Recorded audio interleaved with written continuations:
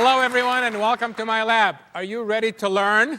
Yeah! Are you ready to have some fun? Yeah! Well, let's get started then. Here we go. Ready? That got your attention, didn't it, right? That's what I want you to be doing, paying close attention to what's going on so that you can really enjoy and learn.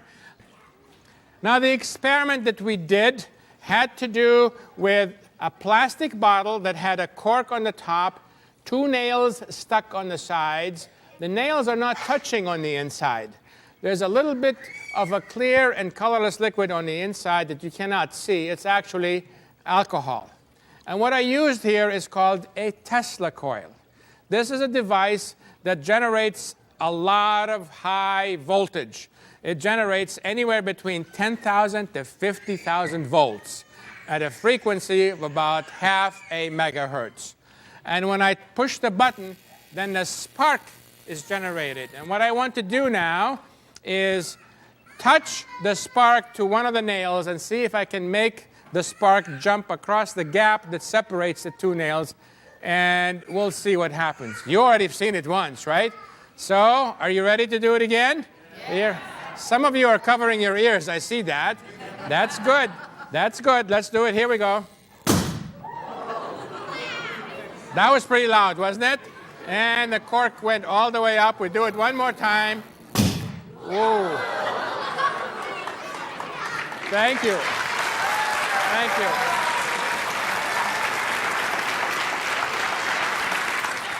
you. Right over here, I have a piece of copper that's been cut in the shape of what? A tree. It looks like a tree. Thank you. And I have a liquid, a clear and colorless liquid. And I'm going to put this piece of copper in this liquid. Just drop it in there carefully.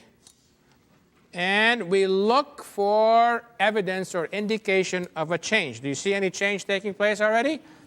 Right, there's a color change taking place. This liquid is called silver nitrate solution. So we're trying to carry out a reaction between the copper and the silver nitrate solution, and we see an early indication that such a transformation is taking place. The next experiment that I'm going to do using metals involves the piece of copper, a piece of zinc, and a piece of iron. Those 3 pieces, you can tell they're solid, right? And they're fairly stiff. So I'm going to take some copper sulfate solution. Isn't that a pretty color? And I'm going to take a zinc sulfate solution, put them into these 2 containers, and we're going to try to find out if the copper, zinc, and iron strips react with them. So I take that strip of copper, I put it in the zinc solution, and we wait just for a few seconds. We lift it up. We don't see any change. All we see is that the strip of zinc got wet, right? So now what I want to do is dip that strip of zinc in. I'm going to dry it off first because I don't want to contaminate the solution, right? We always use good lab technique in my lab. I take this and dip it in the copper sulfate. We wait for a few seconds. We'll see if after a few seconds there is any change. No change. So that is not a chemical reaction that has taken place on this time scale. So we take now the piece of zinc, the strip of zinc. We put it in the copper sulfate solution. We wait for a few seconds. You can already see that there has been what? You can see that the copper has deposited on this strip of zinc. So I'm going to put this on the side here, and I'm going to take this piece of iron and dip it in the copper sulfate solution. And what are we looking for? We're looking for a telltale, some kind of indication that a chemical reaction has taken place. And after a few seconds, we lift it up, and you see any change in the coloration? Yes, there is a change in the coloration. There's more on the back here, and you can see that this is also has undergone a chemical reaction. You know from experience that when iron is exposed to air and to moisture, what happens to it? What do you get? rust. You get rust. So metals, some of them are reactive, some of them are not as reactive. And we've seen now examples of how we can find out which ones react with what. What I would like to do now is take another strip of copper and also a strip of zinc and put them in solutions. Put these solutions, the copper sulfate solution, I'm going to fill this up. That's a real pretty color. I really like this color. About halfway up, and then put some zinc sulfate into the other beaker, about the same amount. Then I'm going to take the strip of copper and put it in the copper sulfate, and the strip of zinc, there is the strip of zinc, and put it in the zinc sulfate, and nothing is happening. Nothing is happening at all.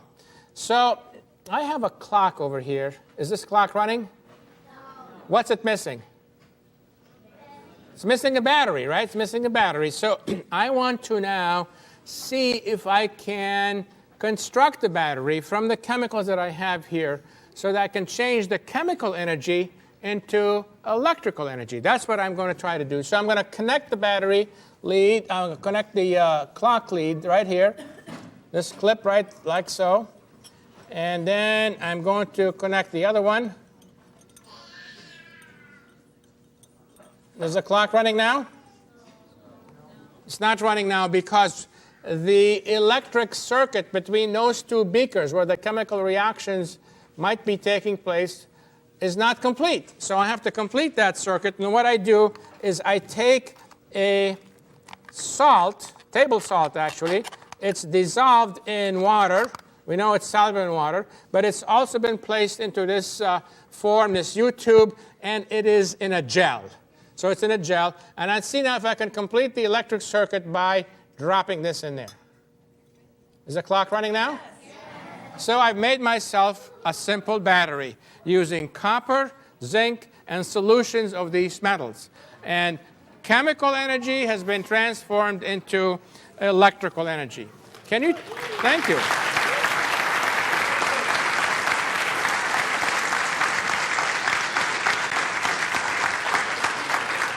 Can you tell time by this clock here? Can you tell the time by this clock? Yes or no? Yeah, well, is there something different about this clock than a common clock? What's the difference? Letters. There are letters. These are the letters of these are the symbols, these are the chemical symbols of the elements whose atomic number corresponds to the numbers we normally use on a clock. All right. The experiment I want to do now is one where I'm going to use some zinc that's been placed in this small beaker. It's metallic zinc. I'm going to add a solution that has zinc ions in it. This is a solution of zinc chloride. And we know from the experience that the zinc does not deposit on copper.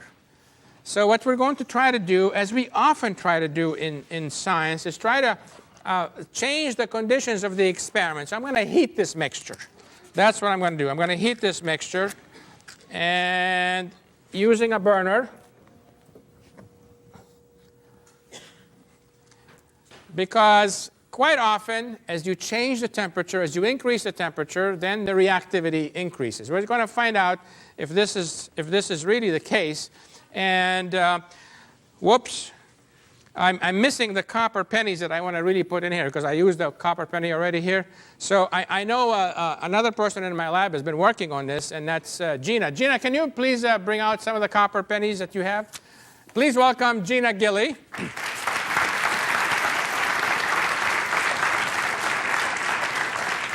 Nice, shiny copper pennies. What do you plan to do with them?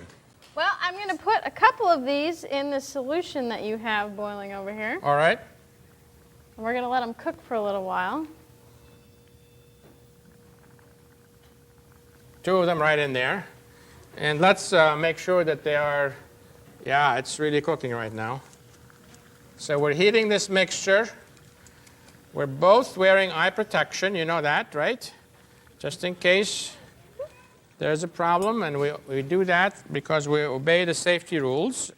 And we'll let this boil for just a few moments. So, Gina, do you think this has been boiling for just about the right? Let's check those. Can you find a... There is one here. There's one there? Let's see if I can help a little bit here. Oh, I almost had it. I got one right here. See it? Yeah. Right there. Okay. Ooh, lost it. Sorry. You lost it? Okay, we'll try to fish it out. Maybe if we take the heat away a little bit here, we're careful with the flame, we can try to find it. It's like hide and seek. Yeah, it is. And we do that in science a lot. You got it? Yeah. Right there. You're going to what now? Rinse it off in there? Yes, yes. Let's see if I can find the other one. Where's the other one here? Did you already get one? Oh, there it is. There's the other one. Okay. And now, what are you going to do next? Well, I'm going to put this in the flame until it just turns into a kind of a golden color.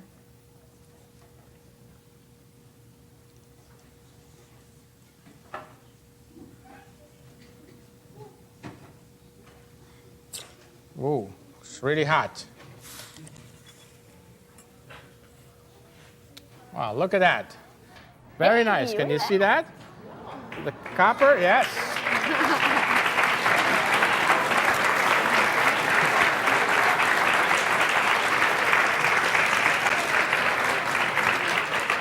It looks like Gina was successful in changing copper to silver to gold, doesn't it? That's, which was the dream of the alchemists. But now in modern chemistry, we know better. What Gina succeeded in doing is actually depositing some zinc on the copper, and that's why we have the silvery appearance in this coin right here. And then when she heated the copper penny with the zinc deposited on it, in the flame, the zinc mixed with the copper and formed an alloy that you all know about. It's called brass. Yes, it's called brass. Now, brass is a very special alloy to Gina, isn't it? Oh, yes, it is. Why is that? I play an instrument that's made out of brass. And what instrument is that? I play the horn. Do you happen to have one here? Yes, I do. All right.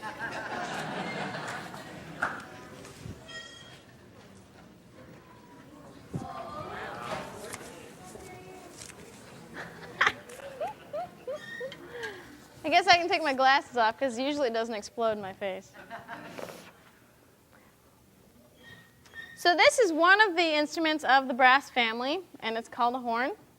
And the brass instruments function on what we call an overtone or harmonic series. And to make a sound in this instrument, we can't just blow air through it. We actually have to buzz our lips, which kind of sounds like this. Sounds kind of funny on its own. But then when you blow into the horn, you get what sounds like this.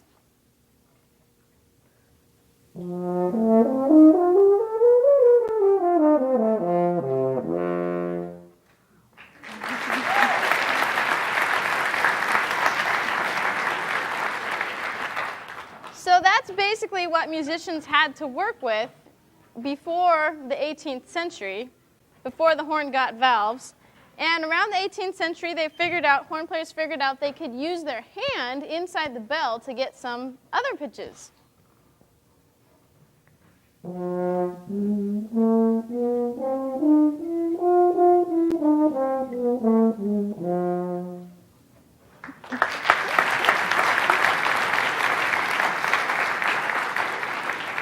then about 1815, valves came along, and then the horn players went crazy. So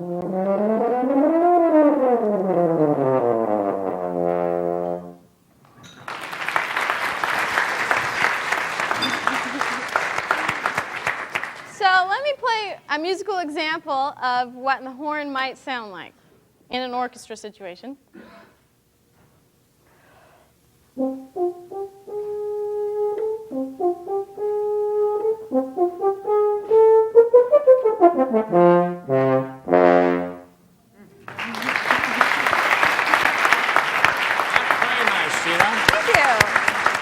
Now, there are a couple of other people in my lab who also use brass instruments, and let's invite them to come out now. Would you please welcome Amy Schendel and Todd Schendel.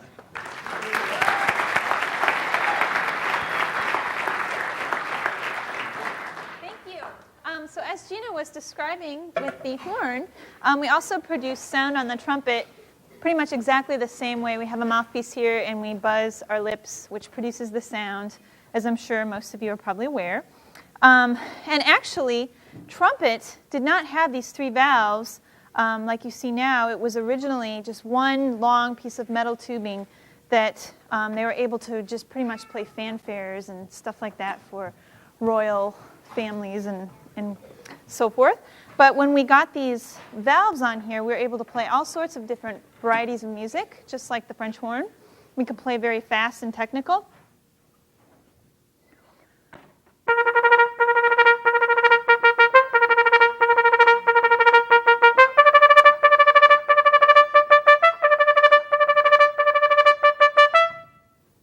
Something like that.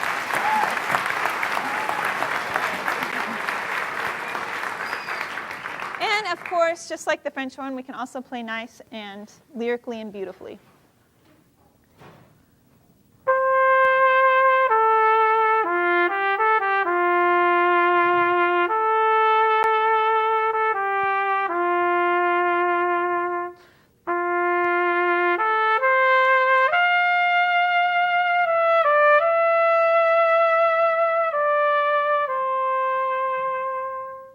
That's the trumpet.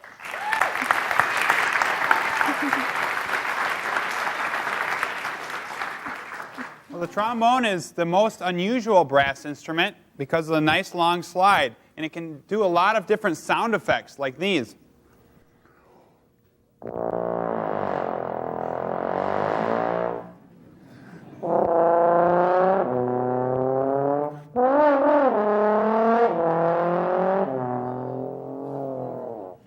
The motorcycle.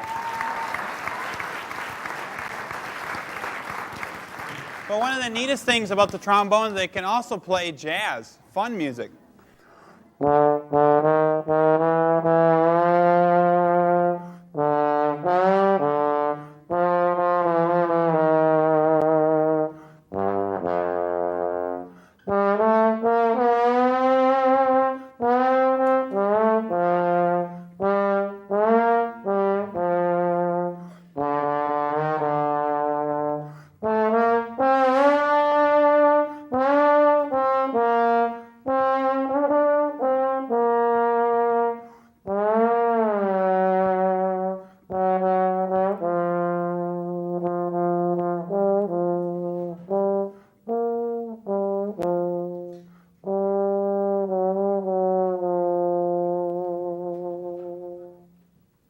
Very nice. Very nice. How about if the three of you play something together? Great. Okay, yeah, sure.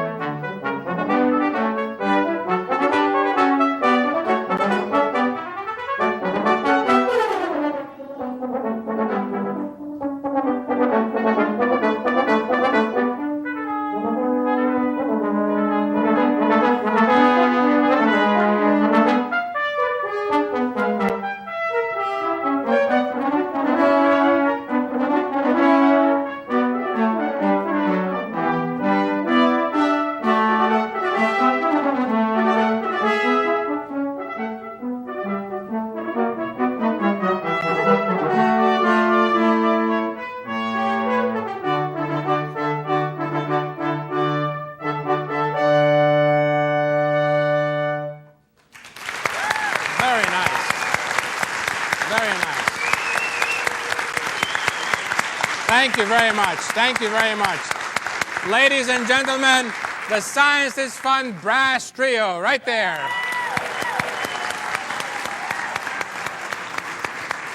I'd like you to take a look at this beaker again, where you see that the color of the liquid has become a bit darker, and also the pretty silver crystals are growing on the branches of the tree. Well, we were doing experiments with the Tesla coil and the bulbs and the light bulbs, so let's continue to do that.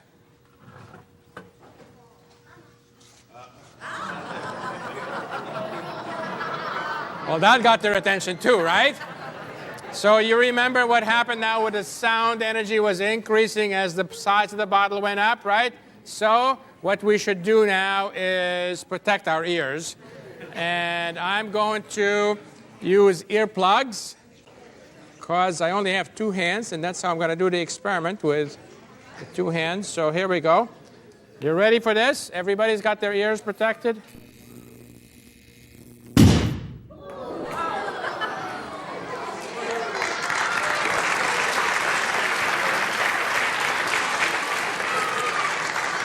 I can tell you that this big bottle now is warm. In fact, it's quite hot because the reaction that took place, the ignition of the alcohol vapor, released not only sound energy and light energy, you saw that and you heard that, but also heat energy.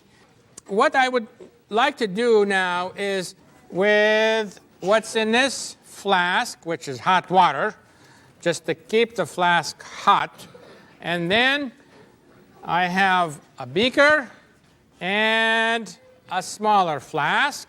I'm going to take the stopper off. I want to dump the hot water in the sink because I don't need it. It was just to keep the flask hot. So out goes the water down the drain. And we, of course, know from experience that for a chemical reaction to take place, we have to mix the chemicals. So here's the first liquid that I'm putting in there. And then I'm going to put the second clear and colorless liquid. And we're going to be looking for some kind of indication that a chemical reaction is taking place, right? I'm going to stopper this. I'm going to mix this. Now you can see that something is happening, right? Right? And so I'm going to mix this actually a little faster. And we'll watch and see if there are any more changes. Are there any more changes? Do you see what I see? I see myself now in here. Because what we have just made is a mirror. This is a silver mirror. And we've deposited a thin film of silver on the inside of this flask, and we've made ourselves a holiday ornament right here, right?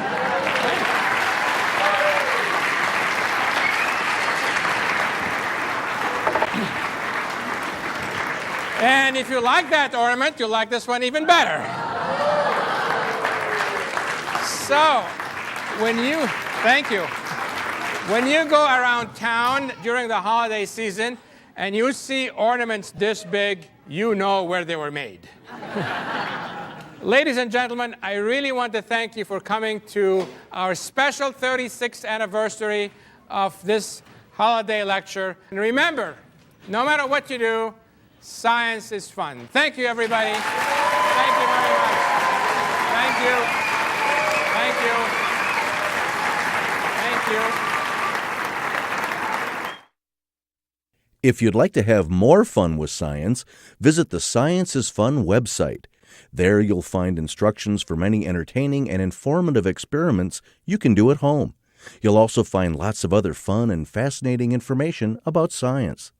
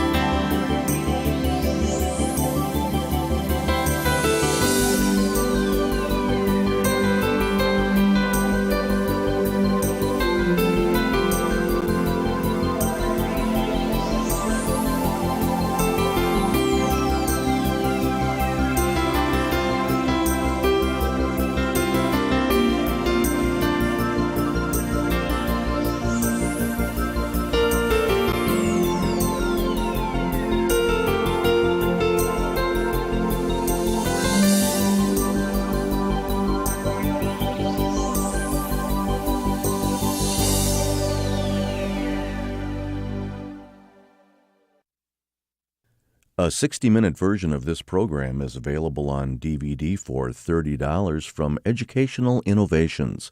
For ordering information, call them toll-free at 1-888-912-7474 or check their website at teachersource.com.